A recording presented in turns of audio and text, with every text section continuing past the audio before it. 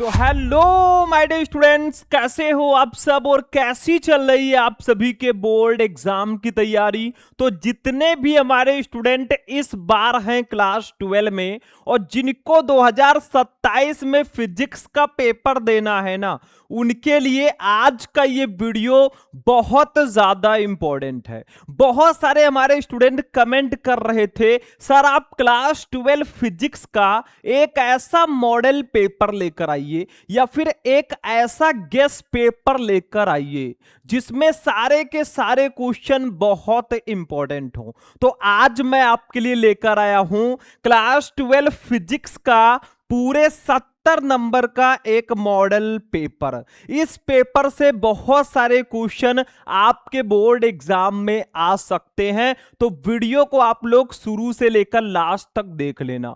बहुत सारे हमारे स्टूडेंट कहते हैं सर हमें फिजिक्स टफ लगता है, तो फिजिक्स का पेपर जो है वो हार्ड आता है या इजी आता है, कैसा पेपर आएगा, कितने नंबर के कौन से क्वेश्चन आएंगे, वो सब मैं इसी वीडियो में बताने वाला हूं। और इस पूरे फिजिक्स के पेपर को मैं सॉल्यूशन के साथ आपको बताऊंगा। सारा कंफ्यूजन आपका दूर हो जाएगा कि सर फिजिक्स का पेपर टफ आएगा या इजी आएगा।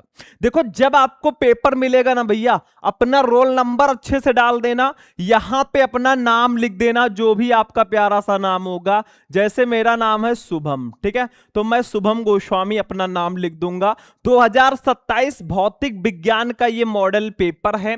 इस साइड में आपको पेपर कोड दिया जाएगा। इस पेपर कोड को आपको जब कॉपी में अपना रोल नंबर, पेपर कोड जब ये सब फिल करोगे ना, तब ये आपको भरना होगा। समय 3 घंटे 15 मिनट आपको मिलेगा।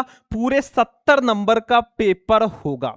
देखो, ये कोई ऐसा वैसा पेपर नहीं है भैया, हर साल मैं ऐसा ही पेपर बच्चों को देता हूं, मॉडल पेपर, और उसी पेपर से बहुत सारे क्वेश्चन आते हैं और स्टूडेंट बहुत अच्छे नंबरों से पास होते हैं। इस बार आपकी बारी है, ध्यान से समझो, बहुत आसान तरीके से मैं सॉल्व कराऊंगा ये पेपर। देखो, 15 मिनट आप क्वेश्चन पेपर ध्यान से पढ़ लेना। सभी प्रश्न करना अनिवार्य है। फिजिक्स का पेपर 5 खंड में डिवाइड होता है। कितने खंड में भाई? 5 खंड में। खंड आ, खंड बा, सा, दा और या। अब देखो, ये जो खंड होंगे ना, इसमें अलग अलग टाइप के क्वेश्चन आएंगे। देखो, खंड आ में बहुविकल्पीय प्रश्न होंगे, एक एक नंबर वाले। खंड बा में अति लघुत्तरीय प्रश्न होंगे, एक एक नंबर वाले। खंड सा में लघुत्तरीय प्रश्न होंगे, 2-2 नंबर वाले। खंड दा में लघुत्तरीय प्रश्न होंगे, 3-3 नंबर वाले। और खंड या में विस्तृत उत्तरीय प्रश्न होंगे, 5-5 नंबर वाले। और आपको जो विस्तृत उत्तरीय प्रश्न है ना, उसमें ऑप्शंस भी मिलेंगे कि भैया ये वाला नहीं आता तो ये वाला कर लो, ठीक है। कुछ बच्चे कहते हैं सर फिजिक्स में भी ऐसे टॉपिक होते हैं क्या जो 100% फिक्स हो, तो वो भी मैं अभी डिस्कस करने वाला हूं। तो चलिए स्टार्ट करते हैं भैया। सबसे पहले देखो, हम बात करेंगे खंड आ बहुविकल्पीय प्रश्नों की। यहां से हमारा पेपर स्टार्ट होता है। आप लोग से एक ही रिक्वेस्ट मेरी रहती है कि बस वीडियो को आप लोग लाइक कर दिया करो, चैनल को सब्सक्राइब कर लेना अगर नए हो, और कमेंट में पीडीएफ लिख देना, ठीक है। हो सकता है मैं आपको पीडीएफ दे दूं। तो देखो, सबसे पहला, इस प्रश्न पत्र के प्रत्येक खंड में 4 विकल्प दिए गए हैं। सही विकल्प चुनकर उसे अपनी उत्तर पुस्तिका में लिखना है। मतलब आपको टोटल ना 6 ऑब्जेक्टिव क्वेश्चन दिए जाएंगे बच्चों। एक एक नंबर के आपको टोटल 6 नंबर मिलेंगे बहुविकल्पीय प्रश्नों के लिए। इतना समझे, 6 नंबर का बहुविकल्पीय प्रश्न आएगा, ठीक है। तो देखो, का वाला क्वेश्चन है। क्वेश्चन आपका है कि एक बेलनाकार चालक की प्रतिरोधकता एवं विशिष्ट चालकता का गुणनफल निर्भर करता है। मतलब का वाला जो हमारा क्वेश्चन है ना, ये विद्युत धारा चैप्टर का है और बहुत ही ज्यादा इंपॉर्टेंट क्वेश्चन है। मतलब एक बेलनाकार चालक की जो प्रतिरोधकता है और विशिष्ट चालकता है, उसका गुणनफल किस पर निर्भर करता है। आपके पास भैया 4 ऑप्शन होंगे। फर्स्ट है तापक्रम पर, सेकंड है पदार्थ पर, थर्ड है अनुप्रस्थ परिच्छेद क्षेत्रफल पर, और फोर्थ है इनमें से कोई नहीं। ये क्वेश्चन मैंने देखा है बहुत ज्यादा आपके बोर्ड एग्जाम में आता है। तो किसी चालक की जो प्रतिरोधकता है और विशिष्ट चालकता है, इसका गुणनफल जो है ना, वो टेम्परेचर पर निर्भर नहीं करता, पदार्थ पर भी निर्भर नहीं करता, अनुच्छेद पर अनुप्रस्थ परिच्छेद क्षेत्रफल पर भी निर्भर नहीं करता, यानी कि इनमें से किसी पर भी वो निर्भर नहीं करता। तो आपका फोर्थ ऑप्शन सही होगा। देखो कंफ्यूजन में मत रहना, कभी कभी अगर इनमें से सभी वाला ऑप्शन आता है ना, तो ज्यादातर केसेस में वो सही होता है, लेकिन 100% वही सही होगा ऐसी गारंटी नहीं हो सकती। और अगर इनमें से कोई नहीं ऑप्शन आता है, तो कुछ बच्चे सोचते हैं यार ये ऑप्शन सही नहीं होता। देखो कभी कभी ये ऑप्शन भी सही होता है। ठीक है, आप पेपर को ध्यान से समझ लो, कैसा पेपर आएगा समझ में आ जाएगा। कुछ बच्चों की शिकायत रहती है सर फिजिक्स का पी भी नहीं आता। भैया मेहनत करोगे ना तो पी भी आएगा, एच भी आएगा, Y S I C S सब आ जाएगा। ठीक है, जब पढ़ोगे ही नहीं तो कुछ नहीं आएगा। सपने में अगर देखोगे कि मैं टॉपर बन जाऊं तो वो सपना ही रह जाएगा। उस सपने को जीने के लिए मेहनत करना होगा। ठीक है, चलो भैया खा वाला क्वेश्चन देख लो। कुछ इस टाइप का क्वेश्चन आजकल भैया ट्रेंडिंग में है। इस टाइप के क्वेश्चन अब हमें देखने को मिलते हैं बोर्ड एग्जाम्स में। अब कुछ बच्चों को हो सकता है ना समझ में आए, नए टाइप का क्वेश्चन है, लेकिन समझना होगा क्योंकि बोर्ड एग्जाम तो हमें देना है ना। देखो निम्न प्रश्न में अभिकथन ए के कथन के बाद कारण आर का कथन दिया गया है, सही विकल्प चुनिए। मतलब आपको अभिकथन ए दिया गया है और कारण आर दिया गया है, दोनों सही है या दोनों गलत है या एक सही है, ये सब आपको बताना होता है। देखो अभिकथन ए क्या है कि लेंज का नियम ऊर्जा संरक्षण के नियम का परिणाम है। कारण आर क्या है, एक आदर्श प्रेरक में कोई शक्ति हानि नहीं होती। ठीक है, मतलब अब आपसे पूछा जाएगा, देखो फर्स्ट वाला ऑप्शन है अभिकथन ए और कारण आर दोनों सत्य हैं और कारण आर अभिकथन ए की सही व्याख्या है। क्या ये दोनों सही हैं? ठीक है, दूसरा ऑप्शन है अभिकथन ए और कारण आर दोनों सत्य हैं लेकिन कारण आर अभिकथन ए की सही व्याख्या नहीं है। तीसरा ऑप्शन है अभिकथन ए सत्य है लेकिन कारण आर असत्य है। और चौथा ऑप्शन है अभिकथन ए और कारण आर दोनों असत्य हैं। देखो भैया आपका जो अभिकथन है ना और कारण है ये दोनों सही है, मतलब अभिकथन और कारण दोनों सत्य है, लेकिन कारण आर जो है अभिकथन ए की सही व्याख्या नहीं है। ये कारण आर जो है अभिकथन ए की सही व्याख्या, सही एक्सप्लेनेशन नहीं है, बाकी दोनों सही हैं। तो आपका सेकंड वाला ऑप्शन बिल्कुल सही हो जाएगा। ठीक है, बहुत सिंपल है। चलो अगला क्वेश्चन देखो, फटाफट देखते चलो, टाइम वेस्ट मत करो। पूरे 70 नंबर का पेपर देखना है हमें और समझना है, क्योंकि आपके अंदर कंसिस्टेंसी होनी चाहिए। अगर आप एक स्टूडेंट हो ना, कोई भी चीज पढ़ रहे हो भाई कंसिस्टेंटली उसको पढ़ना होगा। बीच में से छोड़ के जाओगे कुछ नहीं होगा। आधा अधूरा ज्ञान जो है हार्मफुल होता है, हम सभी को पता है। ठीक है, गा वाला न्यूनतम आवृत्ति की विद्युत चुंबकीय तरंग है। बताओ इसमें से कौन सी विद्युत चुंबकीय तरंग है जिसकी आवृत्ति, जिसकी फ्रीक्वेंसी न्यूनतम होती है, मिनिमम। फर्स्ट है परावैगनी किरणें, सेकंड है एक्स किरणें, थर्ड है गामा किरणें, फोर्थ है माइक्रो तरंगे। अरे भाई माइक्रो तरंगे जो है ना, ये न्यूनतम आवृत्ति की विद्युत चुंबकीय तरंग है। इन चारों में से माइक्रो तरंगे की जो विद्युत चुंबकीय जो न्यूनतम आवृत्ति होती है वो न्यूनतम होती है। चलो भैया घा वाला देखो, किरण प्रकाशिकी का क्वेश्चन है। देखो प्रिज्म से गुजरने पर निम्नलिखित में से किस रंग के प्रकाश का विचलन अधिकतम व न्यूनतम होगा। यह क्वेश्चन आप हाई स्कूल से ही पढ़ते आ रहे हो भैया कि प्रिज्म से गुजरने पर निम्नलिखित में से किस रंग के प्रकाश का विचलन अधिकतम व न्यूनतम होगा। लाल तथा बैगनी रंग, बैगनी तथा लाल रंग, नीला तथा पीला रंग या हरा तथा सफेद रंग। तो भाई बैगनी तथा लाल रंग। देखो प्रिज्म से गुजरने पर निम्नलिखित में से किस रंग के प्रकाश का विचलन अधिकतम या न्यूनतम होगा, तो अधिकतम जो होगा बैगनी का और न्यूनतम जो होगा लाल का। ठीक है, पहले अधिकतम है भाई तो पहले अधिकतम वाला हमें देखना है। ठीक है, समझ में आ रहा, तो दूसरा ऑप्शन आपका सही होगा। मतलब प्रिज्म से गुजरने पर अधिकतम जो विचलन होगा बैगनी रंग का, न्यूनतम लाल रंग का। ठीक है, दैट्स इट। चलो अगला क्वेश्चन देख लो भैया, आइंस्टीन के प्रकाश विद्युत समीकरण में निम्नलिखित किस संरक्षण के नियम का पालन होता है। है? भैया ये चैप्टर नंबर 11 से है, विकिरण एवं द्रव्य की द्वैत प्रकृति। हो सकता है आप अभी ये चैप्टर ना पढ़े हों, लेकिन भाई आपके पेपर में तो इस चैप्टर के क्वेश्चंस आएंगे ना, तो वही मैं बता रहा हूं कि आइंस्टीन के प्रकाश विद्युत समीकरण में निम्नलिखित में से किसके संरक्षण के नियम का पालन होता है? आवेश, द्रव्यमान, संवेग या ऊर्जा? भैया आइंस्टीन के प्रकाश विद्युत समीकरण में ऊर्जा संरक्षण के नियम का पालन होता है। ऑप्शन नंबर 4 आपका सही होगा। ठीक है, लॉ ऑफ कंजर्वेशन एनर्जी। ठीक है, चलो अगला देख लो भैया, अंगाचा वाला क्वेश्चन है हमारे लास्ट चैप्टर अर्धचालक का ये क्वेश्चन है, ध्यान से समझ लो। शुद्ध अर्धचालक को अपमिश्रित करने पर उसकी चालकता, अगर शुद्ध अर्धचालक को हम अपमिश्रित करें तो उसकी चालकता पर क्या प्रभाव पड़ेगा? बढ़ जाती है, घट जाती है, वही रहती है या शून्य हो जाती है? भाई बढ़ जाती है। अगर शुद्ध अर्धचालक को अपमिश्रित हम करेंगे तो उसकी जो चालकता है, उसकी कंडक्टिविटी है, वो इंक्रीज होगी, यानी कि बढ़ जाती है। फर्स्ट ऑप्शन बिल्कुल सही है। समझ में आ गया?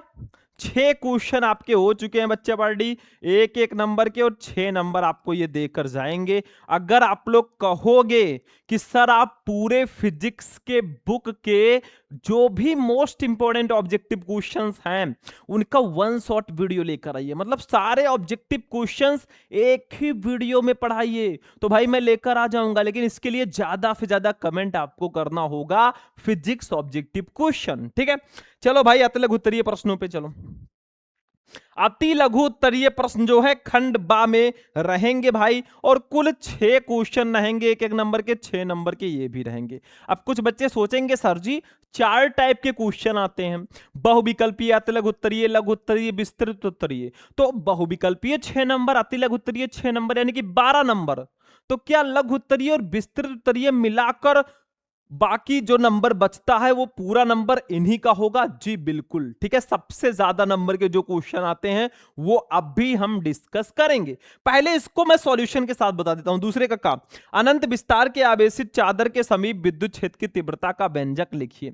भाई ये बहुत इंपॉर्टेंट है, बहुत आसान भी है। देखो, अनंत विस्तार के आवेशित चादर के समीप विद्युत क्षेत्र की तीव्रता का व्यंजक, यानी कि आपने पढ़ा होगा गॉस के नियम का अनुप्रयोग। ठीक है, तो यहां पे जो विद्युत क्षेत्र की तीव्रता होगी, अनंत विस्तार के आवेशित चालक के समीप विद्युत क्षेत्र की तीव्रता जो ई होगी ना, वो कितना होगा आप लिख दीजिएगा आगे। अनंत विस्तार के आवेशित चादर के समीप विद्युत क्षेत्र की तीव्रता को हम ई से प्रदर्शित करते हैं। ई इज इक्वल टू हमारा हो जाएगा sigma upon 2 epsilon not, sigma upon 2 epsilon not. यही होता है अनंत विस्तार के आवेशित चालक के समीप विद्युत क्षेत्र की तीव्रता का व्यंजक। कुछ बच्चे सोचेंगे सर जी यहां पे ई क्या है? ई तो आपका विद्युत क्षेत्र की तीव्रता है। कुछ बच्चे कहेंगे सर जी सिग्मा क्या है और एप्सिलॉन नॉट क्या है? बता देते तो काफी मेहरबानी होती। एक नंबर का है, बहुत बड़ा आपको नहीं लिखना है, ये भी आप लोग ध्यान रखना। तो सिग्मा है आवेश का पृष्ठ घनत्व, आवेश का पृष्ठ घनत्व। ठीक है, और एप्सिलॉन नॉट जो आपका है निर्वात की विद्युतशीलता है। क्या है बच्चों? निर्वात की वैद्युतशीलता। ठीक है, वैद्युतशीलता।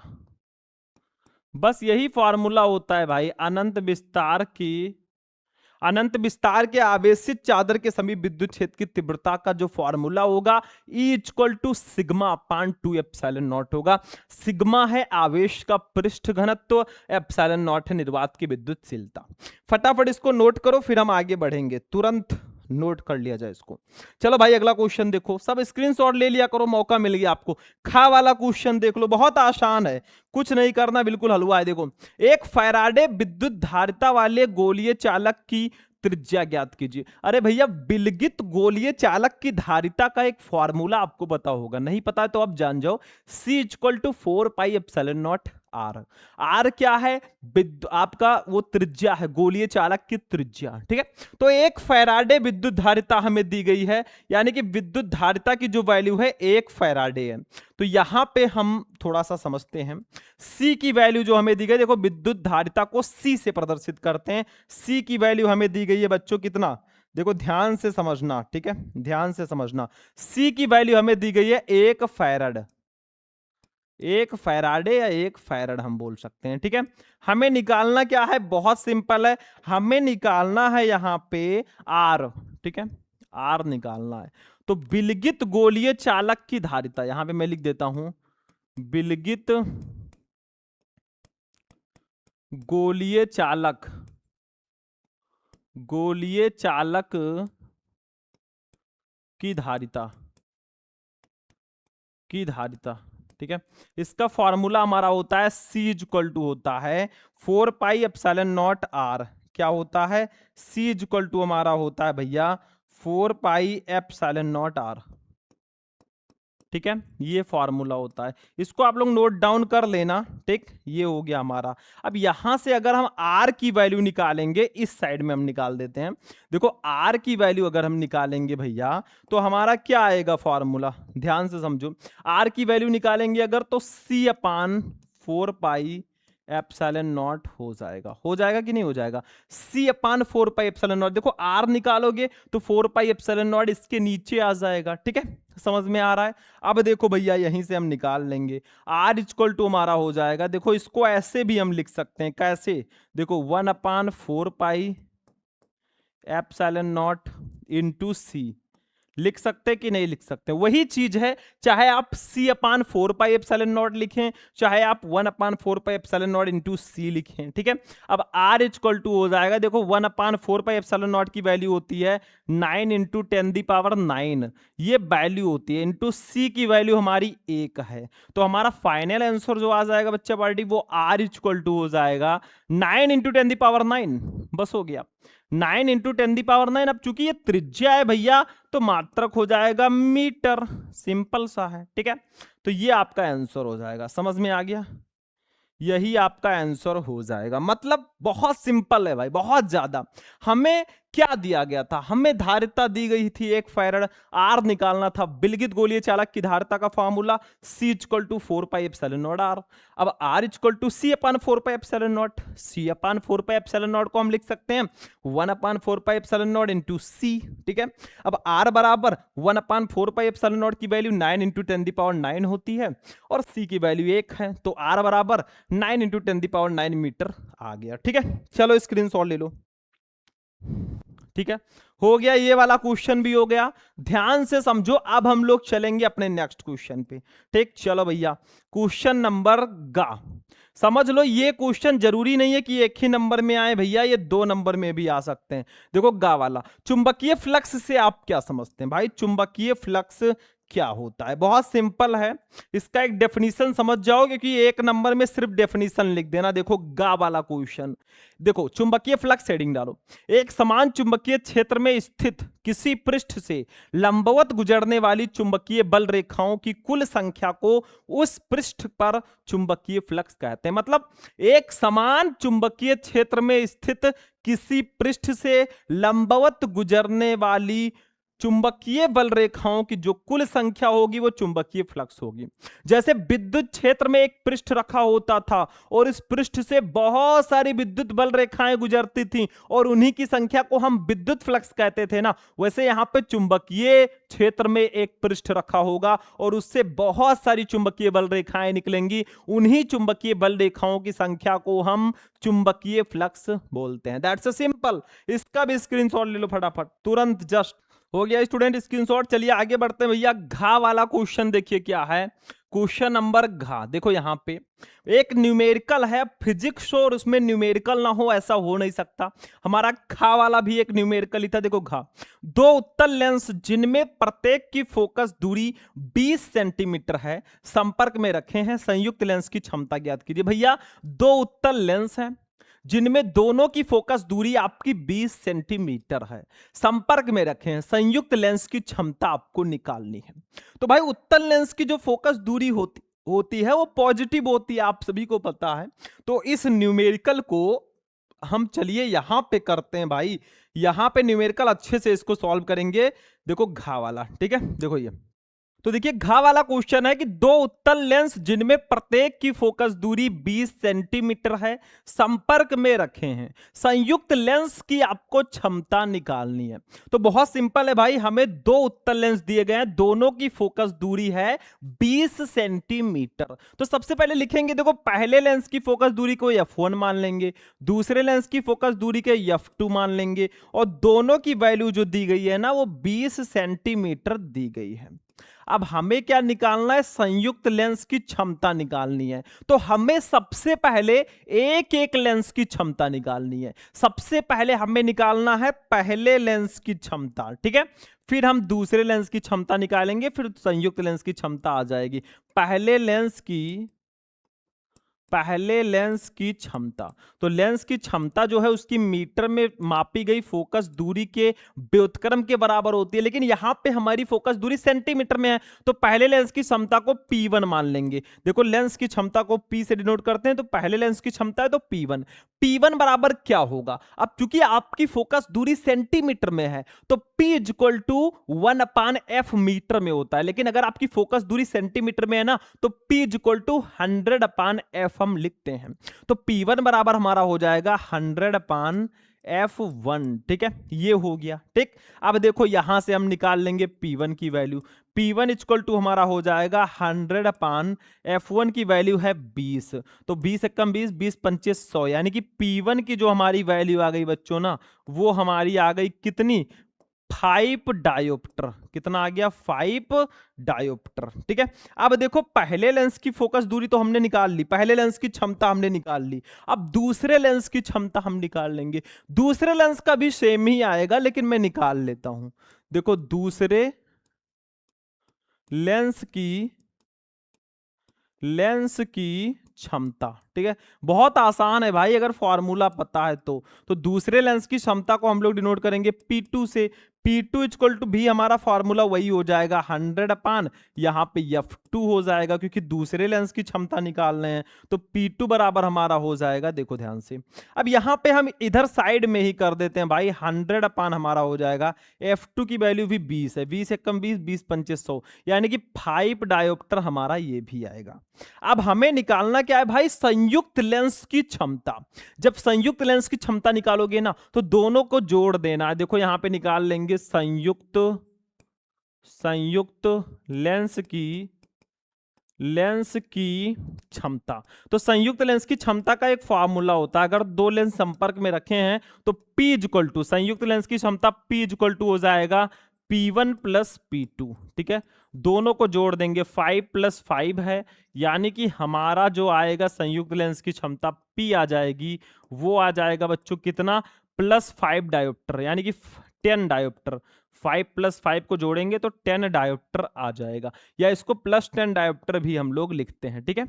तो यही हमारी संयुक्त लेंस की क्षमता आ जाएगी, ठीक है। तो हमें फोकस दूरी दोनों लेंस की दी गई थी सेम, पहले लेंस की क्षमता निकाल ली 5 डायोप्टर, दूसरे लेंस की क्षमता 5 डायोप्टर, इसकी भी आ गई। संयुक्त लेंस की क्षमता निकालनी है, दोनों को जोड़ दो, 5 + 5 10 डायोप्टर आ गया, ठीक है।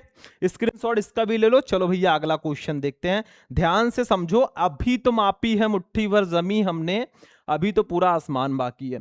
चलो अगला क्वेश्चन देख लो, अंगा नंबर। देखो अंगा नंबर क्वेश्चन क्या कह रहा है कि प्रकाश वैद्युत प्रभाव में देहली तरंगदैर्घ्य से आप क्या समझते हैं। मतलब भाई देहली तरंगदैर्घ्य क्या होता है, चलो इसको भी नीचे हम लोग समझ लेंगे, ठीक है। देहली तरंगदैर्घ्य, देखो ये अंगा नंबर क्वेश्चन हमारा है, प्रकाश वैद्युत प्रभाव में देहली तरंगदैर्घ्य से क्या तात्पर्य। हेडिंग डालो देहली तरंगदैर्घ्य। ये चैप्टर 11 विकिरण एवं द्रव्य की द्वैत प्रकृति का बहुत स्पेशल क्वेश्चन है। देखो किसी धातु पर आपतित प्रकाश की तरंगदैर्घ्य का वो न्यूनतम मान जिनसे तरंगदैर्घ्य का प्रकाश धातु पृष्ठ से प्रकाश इलेक्ट्रॉन का उत्सर्जन कर सके, देहली तरंगदैर्घ्य कहलाता है। यानी कि आपतित प्रकाश का वो अधिकतम तरंगदैर्घ्य जो किसी धातु के पृष्ठ से प्रकाश इलेक्ट्रॉन का उत्सर्जन कर सके, वो देहली तरंगदैर्घ्य होगा। जैसे मान लीजिए, मैं हमेशा कहता रहता हूं, एक धातु मैंने ले लिया है भाई, ये धातु है, और इस धातु के अंदर क्या होंगे सबको पता है भाई, इस धातु के अंदर होंगे छोटे छोटे इलेक्ट्रॉन। क्या होंगे, छोटे छोटे इलेक्ट्रॉन्स होंगे, ठीक है। अब मान लीजिए इस धातु की सतह पर कोई प्रकाश आकर ऐसे गिरता है, ठीक है, तो ये आपतित प्रकाश है। जब प्रकाश इस पर गिरेगा तो ये छोटे छोटे इलेक्ट्रॉन जो है बाहर निकलने लगेंगे। इन इलेक्ट्रॉनों को प्रकाश इलेक्ट्रॉन बोलते हैं और इस घटना को प्रकाश विद्युत उत्सर्जन बोलते हैं, ठीक है। तो देखो, आपतित प्रकाश का वो अधिकतम तरंगदैर्ध्य, मतलब इस आपतित प्रकाश का वो मैक्सिमम तरंगदैर्ध्य जो किसी धातु की सतह से प्रकाश इलेक्ट्रॉन का उत्सर्जन कर सके, वही देहली तरंगदैर्ध्य होगा। देहली आवृत्ति भी समझ लो, यहां पे आया नहीं है लेकिन समझ लो, आपतित प्रकाश की वो न्यूनतम आवृत्ति जो किसी धातु की सतह से प्रकाश इलेक्ट्रॉन का उत्सर्जन कर सके, वो देहली आवृत्ति होगी। लेकिन यहां पे देहली तरंगदैर्ध्य है, देखो, किसी धातु पर आपतित प्रकाश का वो अधिकतम तरंगदैर्ध्य जिसके तरंगदैर्ध्य का प्रकाश धातु पृष्ठ से प्रकाश इलेक्ट्रॉन का उत्सर्जन कर सके, देहली तरंगदैर्ध्य कहलाता है, ठीक है। यानी कि इस आपतित प्रकाश की वो अधिकतम तरंगदैर्ध्य जो किसी धातु की सतह से प्रकाश इलेक्ट्रॉन का उत्सर्जन कर सके, वो देहली तरंगदैर्ध्य होगा, ठीक है। अब चलो, देहली तरंगदैर्ध्य को हम लोग डिनोट करते हैं, ध्यान से समझो, इसको हम लोग डिनोट करते हैं लैम्डा नॉट से। लैम्डा नॉट इक्वल टू आपका फॉर्मूला होता है C/μ0, ठीक है। ये होता है हमारी देहली तरंगदैर्ध्य का फॉर्मूला। अब देखो यहां पे C क्या है, ध्यान से समझो। C जो हमारा है ना, ये प्रकाश की चाल है। C इक्वल टू हो जाएगा प्रकाश की चाल जो कि 3 × 10⁸ मीटर प्रति सेकंड होती है, प्रकाश की चाल, ठीक है। और μ0 जो है, देखो ध्यान से, μ0 जो है इसको बोलते हैं देहली आवृत्ति। क्या बोलते हैं? देहली आवृत्ति, ठीक है। तो यही हमारा हो जाएगा देहली तरंगदैर्ध्य का फॉर्मूला। क्या है? देखो, आपतित प्रकाश की वो अधिकतम तरंगदैर्ध्य जो किसी धातु की सतह से प्रकाश इलेक्ट्रॉन का उत्सर्जन कर सके, देहली तरंगदैर्ध्य कहलाएगा। इसे लैम्डा नॉट से या लैम्डा 0 से प्रदर्शित करते हैं। Lambda naught equal to C/μ0। C है प्रकाश की चाल और μ0 है देहली आवृत्ति, ठीक है। ये फॉर्मूला होता है, तो इसको आप लोग नोट कर लिए। फिर हम नेक्स्ट क्वेश्चन देखते हैं।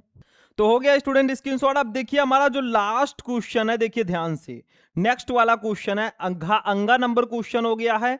लास्ट वाला क्वेश्चन हमारा क्या है? चा वाला क्वेश्चन है कि किसी अर्धचालक का ताप बढ़ाने से उसकी वैद्युत चालकता क्यों बढ़ जाती है। मतलब ये हमारे लास्ट चैप्टर का क्वेश्चन है, चैप्टर नंबर 14 जो अर्धचालक चैप्टर है, ठीक है। देखो, किसी अर्धचालक का ताप बढ़ाने से उसकी वैद्युत चालकता क्यों बढ़ जाती है, ठीक है। तो इसका एक रीजन है, देखो ध्यान से, ताप बढ़ाने पर जो है सहसंयोजक बंध टूट जाने के कारण अर्धचालकों के मुक्त इलेक्ट्रॉनों की संख्या बढ़ जाती है, जिससे अर्धचालक की चालकता बढ़ जाती है, अर्थात उसका प्रतिरोध कम हो जाता है।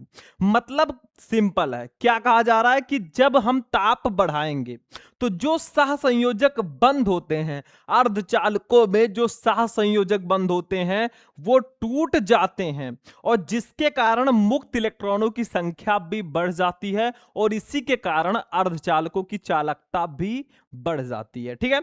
अर्थात उसका प्रतिरोध, और अगर चालकता बढ़ेगी तो उसका प्रतिरोध जो है वो कम हो जाता है। क्यों कम हो जाएगा? क्योंकि सिग्मा इक्वल टू मैंने बताया था 1/ρ होता है। ρ है विशिष्ट प्रतिरोध। अब विशिष्ट प्रतिरोध इक्वल टू क्या होता है? RA/L, यानी कि विशिष्ट प्रतिरोध जो है वो प्रतिरोध के अनुक्रमानुपाती होता है। प्रतिरोध बढ़ेगा तो विशिष्ट प्रतिरोध भी मतलब बढ़ेगा, ठीक है। तो वही सिंपल सा है। अब चूंकि जो विशिष्ट चालकता होती है वो विशिष्ट प्रतिरोध के व्युत्क्रमानुपाती होती है, तो जब भी विशिष्ट चालकता यहां पे चालकता बढ़ेगी तो उसका प्रतिरोध जो है ऑटोमेटिक कम हो जाएगा, ठीक है। तो 6 अति लघु उत्तरीय प्रश्न आपके हो चुके हैं, एक एक नंबर के 6 नंबर आपको इसके लिए मिलेंगे। अब चलते हैं भैया खंड सा पे, जो कि है लघु उत्तरीय प्रश्न, ठीक है। टोटल कितने क्वेश्चन रहेंगे? टोटल आपके पास यहां पे 4 क्वेश्चन रहेंगे लघु उत्तरीय प्रश्न, ठीक है। 4 क्वेश्चन, 2-2 नंबर वाले, तो 2 गुणे 4 यानी कि 8 नंबर के ये क्वेश्चन आपके बोर्ड एग्जाम में आएंगे। देखो जैसे एक न्यूमेरिकल दिया गया है, तीसरे का संलग्न चित्र में प्रदर्शित संधारित्र में संचित ऊर्जा ज्ञात कीजिए, 2 नंबर। आपको एक संधारित्र लगा दिख जाएगा 2 माइक्रोफैरड का, 3 प्रतिरोध हैं, 2 ओम, 3 और 5 ओम के, और धारा 2 एंपियर है। ठीक है, देखो जब भी इसको सॉल्व करना भाई, प्रतिरोध को पहले श्रेणी क्रम में जोड़ देना, आपकी धारिता दी ही गई है, धारा भी हमें दिया गया, तो बहुत आसानी से हम इसको निकाल लेंगे। इस पर मैं अलग से क्लास लेकर आऊंगा। ठीक है, न्यूमेरिकल जो है इस टाइप के आते हैं ना, उसका क्लास मैं अलग से लेकर आऊंगा। खा वाला क्वेश्चन है, एक ही स्थान पर लगाए गए 5 गुणे 10 की पावर 4 वोल्ट प्रति मीटर के वैद्युत क्षेत्र और 5 गुणे 10 की पावर -2 वेबर प्रति मीटर स्क्वायर के चुंबकीय क्षेत्र से इलेक्ट्रॉन बिना विचलित हुए गुजर जाता है। इलेक्ट्रॉन के वेग की गणना कीजिए भाई, 2 नंबर। ठीक है, यानी कि बहुत आसान है, इसको मैं बता देता हूं। यहां पे देखो ये क्या कहा जा रहा है कि एक ही स्थान पर लगाए गए 5 गुणे 10 की पावर 4 वोल्ट प्रति मीटर के वैद्युत क्षेत्र और 5 गुणे 10 की पावर -2 वेबर प्रति मीटर स्क्वायर के चुंबकीय क्षेत्र से इलेक्ट्रॉन बिना विचलित हुए गुजर जाता है। तो इलेक्ट्रॉन का वेग आपको निकालना है। तो सबसे पहले हमें विद्युत क्षेत्र की तीव्रता दी गई है भाई, इसको लिख देते हैं विद्युत क्षेत्र की तीव्रता। ठीक है, इसको हम लोग डिनोट करते हैं भैया ई से डिनोट करते हैं। तो E इक्वल टू हमारा फॉर्मूला जो हो जाएगा ना, देखो ध्यान से, E इक्वल टू हमारा जो दिया गया है वो 5 गुणे 10 के पावर 4 वोल्ट प्रति मीटर दिया गया है। देखो विद्युत क्षेत्र की तीव्रता का मात्रक न्यूटन प्रति कूलाम तो होता ही है और वोल्ट प्रति मीटर भी होता है। ठीक है, एक चीज और दी गई है भाई, यहाँ पे चुंबकीय क्षेत्र की तीव्रता भी दी गई है, तो यहाँ पे भी लिख देंगे, बहुत सिंपल है, चुंबकीय क्षेत्र की तीव्रता। ठीक है, इसको भी हम लोग डिनोट करेंगे B से, पता होगा आप लोगों को। तो B इक्वल टू भी हमें दिया गया है, देखो कितना दिया गया है, B इक्वल टू 5 गुणे 10 के पावर -2 वेबर प्रति मीटर स्क्वायर। ठीक है, हमें निकालना क्या है भैया, इलेक्ट्रॉन का वेग हमें निकालना है। ठीक है, यानी कि हमें सिंपल V निकालना है, इलेक्ट्रॉन का वेग। तो V इक्वल टू एक फार्मूला होता है, वही आप फार्मूला लगा देना, आंसर आ जाएगा। V इक्वल टू होता है E अपान V, ये फार्मूला होता है। अब देखो E की वैल्यू है हमारी 5 गुणे 10 के पावर 4 और B की जो वैल्यू हमारी है ना वो है 5 गुणे 10 के पावर -2। 5 से 5 कैंसिल हो जाएगा, ये हमारा आ जाएगा, देखो ध्यान से यहां पे समझ लो, 10 के पावर 4 है और गुणे 10 के पावर -2 ऊपर जाएगा तो 10 के पावर +2 हो जाएगा। ठीक है, तो हमारा फाइनली जो वेग है यानी कि जो V है ना वो निकल आएगा। V इक्वल टू हमारा हो जाएगा, देखो 10 के पावर 4 और 2 जुड़ जाएंगे तो 6 हो जाएगा, 10 के पावर 6 मीटर प्रति सेकंड। ठीक है, बस यही हमारा आंसर हो जाएगा, यही जो है बच्चों हमारा आंसर हो जाएगा, एकदम सिंपल। मतलब हमें विद्युत क्षेत्र की तीव्रता E दी गई है, चुंबकीय क्षेत्र की तीव्रता B दिया गया है, वेग निकालना है तो V equal to E upon V होता है, मैंने सॉल्व कर दिया। V इक्वल टू 10 की पावर 6 मीटर प्रति सेकंड आ गया। ठीक है, स्क्रीनशॉट ले लो। चलो भाई अगला क्वेश्चन देखते हैं, ध्यान से समझो। नेक्स्ट वाला क्वेश्चन हमारा क्या है, खा वाला भी हो गया, गा वाला है, किसी प्रिज्म का अपवर्तनांक A तथा अपवर्तनांक cot A/2 है, न्यूनतम विचलन कोण का मान ज्ञात कीजिए, 2 नंबर। देखो सारे क्वेश्चंस जो इसमें है ना, अगर फुल सॉल्यूशन चाहिए तो सारे बच्चे कमेंट कर देंगे फुल सॉल्यूशन। आगे से मैं बहुत ज्यादा क्वेश्चन का सॉल्यूशन नहीं दूंगा, बस आप समझ लो पेपर किस टाइप से बनता है भाई। ठीक है, अगला क्वेश्चन घा, व्यतिकरण तथा विवर्तन में क्या अंतर है, ये बहुत इंपॉर्टेंट क्वेश्चन है, इसका पूरा सॉल्यूशन चाहिए तो सारे बच्चे कमेंट में सॉल्यूशन लिख देंगे। बाकी मैं ऐसे ही क्वेश्चंस आपके लिए रेगुलर लाता रहूंगा, मतलब इन सारे क्वेश्चन को ना अलग अलग वीडियोस में मैं एज अ इंपॉर्टेंट क्वेश्चन लेकर आऊंगा। तो 4 नंबर के 4 क्वेश्चन 2-2 नंबर के थे, 8 नंबर आपको मिलेगा लघु उत्तरीय प्रश्नों के लिए। सबसे इंटरेस्टिंग होता है भाई लघु उत्तरीय प्रश्न जो हमारा 3 नंबर वाला होता है। देखो यहां पे 3 नंबर वाला जो लघु उत्तरीय प्रश्न है भैया ना, खंड दा में 10 क्वेश्चन रहेगा, 3-3 नंबर का, 30 नंबर का। अब देखो सबसे ज्यादा नंबर के जो क्वेश्चन रहेंगे 3 नंबर वाले लघुत्तरीय प्रश्न रहेंगे। तो जहां भी 3 नंबर वाले लघुत्तरीय प्रश्न मिले घोल कर पी लो भाई, ठीक है, क्योंकि ये 30 नंबर के आते हैं। देखो चौथे में 5 क्वेश्चन रहेंगे, पांचवें में भी 5। देखो चौथे का किसी चालक में प्रवाहित धारा तथा इसमें मुक्त इलेक्ट्रॉनों के अनुगमन वेग में संबंध स्थापित कीजिए, बहुत इंपॉर्टेंट है। खा एक वृत्ताकार धारावाही कुंडली के केंद्र पर चुंबकीय क्षेत्र का व्यंजक ज्ञात कीजिए, बहुत इंपॉर्टेंट है। जितने भी क्वेश्चंस इस पेपर में लिए गए हैं ना, ये कोई अरे गरे क्वेश्चन नहीं है, ये सब प्रीवियस ईयर पेपर्स से निकाले गए क्वेश्चंस हैं।